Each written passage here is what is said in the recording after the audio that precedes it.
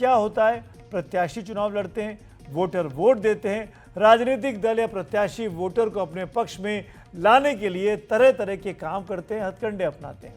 तो कल जीएसटी में छूट का ऐलान क्या ऐसा ही एक कदम है? क्या बिहार में जीएसटी छूट का चुनावी इस्तेमाल भी होगा? ऐसा कहने या सोचने की एक बहुत खास वजह भी है। पहले आपको सुनाऊंगा और फिर आपको वो बताऊंगा। Middle class provides strength for India's growth. This government, under the leadership of Prime Minister Modi, has always believed in the admirable energy and ability of the middle class in nation building.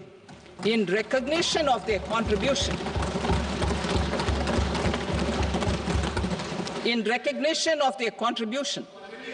we have periodically reduced their tax burden. Right after 2014, the nil tax slab was raised to 2.5 lakhs of rupees, which was further raised to 5 lakh rupees in 2019 and to 7 lakh rupees in 2023. This is reflective of our government's trust on the middle class taxpayers. I am now happy to announce that there will be no income tax payable up to income of 12 lakh rupees.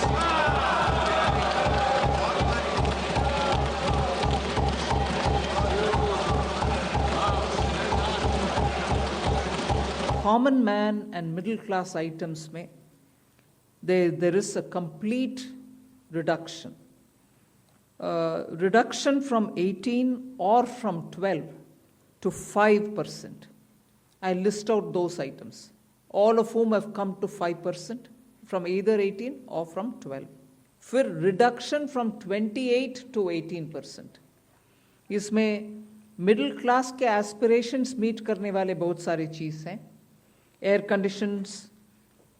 conditioning machines, TVs which are over 32 inches, all TVs now at 18%.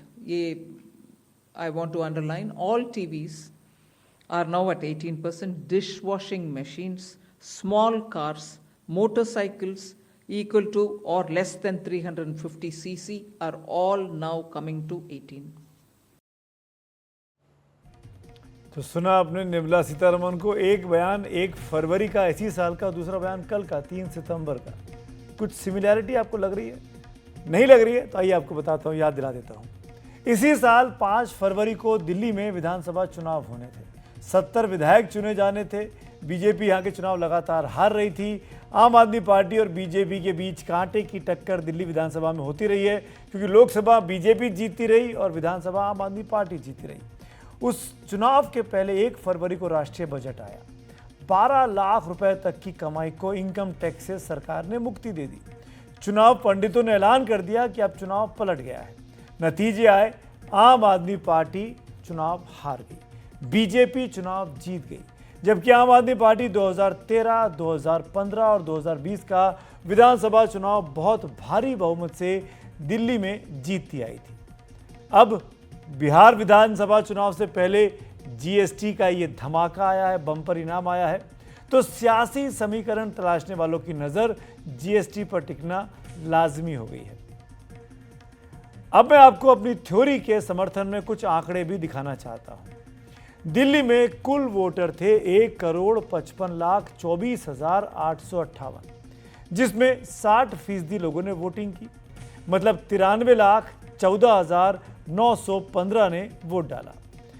Delhi में करीब 50 से 60 lakh income tax payer हैं। दिल्ली में करीब 3,60,000 सरकारी कर्मचारी रहते हैं। कुल मिलाकर करीब 54 से 60 लाख वोटरों को बजट भाषण में इनकम टैक्स के नियमों में जो बदलाव किए गए थे वो सीधे तौर पर इससे प्रभावित हो रहे थे। इलेक्शन एक्सपर्ट्स ने माना कि इनके अलावा आयकर में छूट मिडिल क्लास के लिए भी काफी ज्यादा लाभदायक थी। छूट इकोनॉमी के लिए भले हानिकारक मानी जाए, लेकिन वोट के लिए हमेशा लाभदायक ही बताई जाती है। अब ये बिहार के मामले में कितनी सही बैठेगी ये भी समझ लीजिए। जीएसटी और भी ज्यादा सिंपल हो गया है, सरल हो गया है।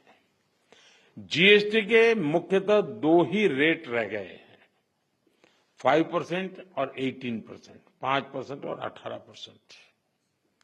और 22 सितंबर सोमवार, जब नवरात्र का पहला दिन है, और ये सारी चीजों का मातृशक्ति को साथ संबंध तो बहुत ही रहता है, और इसलिए नवरात्रि के इस प्रथम दिवस पर जीएसटी का जो एक रिफॉर्म वर्जन है, नेक्स्ट जनरेशन रिफॉर्म किया हुआ, वो लागू हो जाएगा। जीएसटी छूट से होने वाले फायदे के नीचे पीएम मोदी ने एक बार फिर लकीर खींची। महिला, मिडिल क्लास और त्योहारों की खुशियों से इसे जोड़ा। वहीं दूसरी ओर बिहार में एनडीए ने बंद बुलाया। मुद्दा प्रधानमंत्री मोदी की मां का अपमान। अपमान उस मंच से हुआ जो राहुल और तेजस्वी के स्वागत के लिए बना था। मंच वोटर अधिकार यात्रा के दौरान बनाया गया था। इससे 2 दिन पहले बिहार की जीविका दीदियों के लिए एक बड़ा कार्यक्रम आयोजित हुआ था। प्रधानमंत्री मोदी ने वीडियो कॉन्फ्रेंसिंग के जरिए वहां भाषण दिया। 36 मिनट के भाषण में 98 बार अपनी मां का नाम लिया। ये लोग अब मेरी स्वर्गीय मां को, जिसका शरीर नहीं रहा है, जिसका राजनीति से कोई लेना देना नहीं है, ऐसी मेरी स्वर्गीय मां को भी अपने मंच से गालियां दिलवाने लगे हैं। मां को गाली देने वालों से कहना चाहता हूं, मोदी तो तुम्हें एक बार माफ कर भी देगा, लेकिन भारत की धरती ने मां का अपमान कभी बर्दाश्त नहीं किया है। मैं बिहार के लोगों से भी कहूंगा, इस अपमान की जवाबदेही तय करवाना बिहार के हर बेटे की भी जिम्मेदारी है। आरजेडी, कांग्रेस के नेता जहां भी जाएं, जिस गली, जिस शहर में जाएं, उन्हें चारों तरफ से एक आवाज सुनाई देनी चाहिए। हर मां बहन को मैदान में उतर करके उनसे जवाब मांगना चाहिए। इसके बाद मां के सम्मान में महिलाएं मैदान में उतरी। फिर उसके बाद महिला वित्त मंत्री ने जीएसटी में छूट का ऐलान किया। इससे होने वाली बचत का मुख्य फायदा महिला और मिडिल क्लास को जाएगा, यह माना जा रहा है।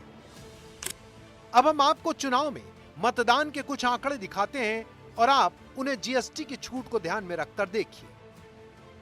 बिहार में 2010 विधानसभा चुनाव में 2 करोड़ 45 लाख महिला वोटर थीं। 54.8 ने वोट दिया, जो कि पुरुषों के 51.1% से 3.5% ज्यादा था। 2015 के असेंबली चुनाव में 3 करोड़ 12 लाख महिला वोटर थीं। 60.5 ने वोट किया, पुरुषों के 53.3% से करीब 7% ज्यादा रहा। 2020 के विधानसभा चुनाव में 3 करोड़ 38 लाख महिला वोटर थीं। 59.7 ने वोट किया, जो कि पुरुषों के 54.5% से करीब 5% ज्यादा था।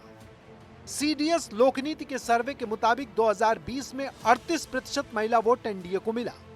अपर कास्ट महिला का 59%, यादव महिला का 5%, अन्य ओबीसी महिलाओं का 63%, दलित महिला का 33% और मुस्लिम महिला का 6% वोट एनडीए को मिला था। ऐसा कोई नहीं है, 6 महीना के बाद प्रत्येक 6 महीने पे चुनाव है, और लोकसभा का चुनाव नहीं है। लोकसभा का चुनाव तो 1 साल पहले हो गया, फिर 6 महीना के बाद, इसके बाद कोई काम मोदी जी करेंगे तो फिर कहेगा कि बंगाल में चुनाव है, असम में चुनाव है, उसके 6 महीना के बाद।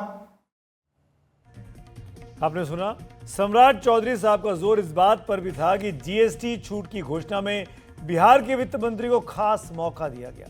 उन्होंने इस बात को प्रमुखता से जोर देकर बताया भी, हम सब जानते हैं कि अगर महंगाई घटती है तो पैसा बचता है और बचत के इस्तेमाल से घर चमकता है। जब घर चमकता है तो किसके चेहरे पर खुशी की लकीर सबसे गहरी होती है, ये भी बताने की ज़रूरत नहीं है। बिहार में जीविका दीदी मूवमेंट के बारे में आप सब ने सुना ही होगा, जिन्हें प्रधानमंत्री ने 10,000 रुपए देने का ऐलान हाल ही में किया है। इन जीविका दीदियों की संख्या करीब 1.25 करोड़ है। इन्हें मुख्यमंत्री नीतीश कुमार की सेना कहा जाता है। सरकार ने इन्हें पैरों पर खड़ा किया है।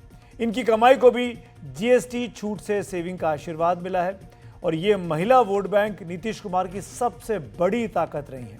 शराबबंदी के बाद नीतीश कुमार को जो लगातार सफलता मिली बिहार में, उसकी वजह भी महिलाओं का ही वोट था। वैसे जीएसटी से सुधार से सरकार के खाते में 93,000 करोड़ का लॉस है। फिर जब रेट स्टेबलाइज करेंगे तो 40,000 करोड़ का लॉस रह जाएगा। फिर भी अगर महिला वोटर के घर में आई सेविंग, जीविका दीदी की बचत और नवरात्रि, दुर्गा पूजा, धनतेरस, दिवाली, छठ में लोगों की खुशियां दुगनी होकर वोट बैंक में बदली, तो फायदा एनडीए को बिहार के चुनाव में हो भी सकता है। इसी नोट पर खबरों की खबर में एक छोटा सा ब्रेक, लेकिन खबरें और भी हैं, तुरंत लौट कर आते हैं।